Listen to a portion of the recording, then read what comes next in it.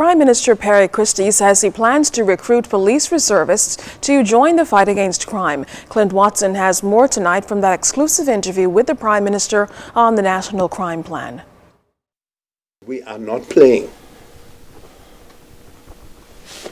We're not trifling. Prime Minister Perry Christie says police, and by extension the Ministry of National Security, must arm themselves with information and statistical data, which is key to prevent crimes from happening. What we know is this. Somebody is killed. We know that the minute that person is killed, members of their family want to kill somebody in response. That's a natural human feeling.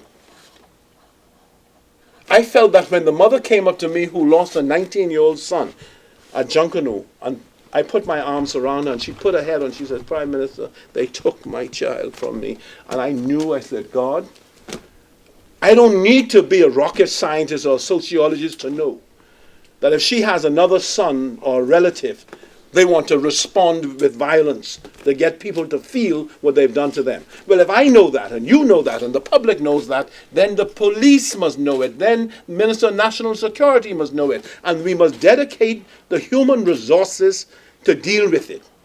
Mr. Christie says this is where psychoanalysts and psychologists can partner with the government. On the other hand, police will move in swiftly to prevent retaliation. The Prime Minister says if they're able to succeed with this effort in the inner city communities, then they know the country is well on its way to beating crime.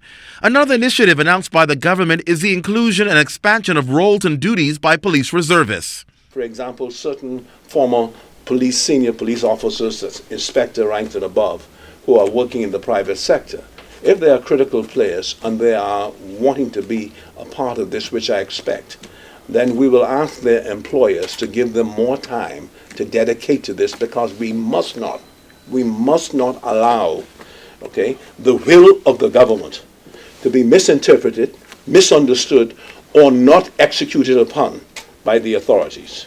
In our next report, the Prime Minister talks in greater detail about the manpower and the much talked about 12-hour shifts for police.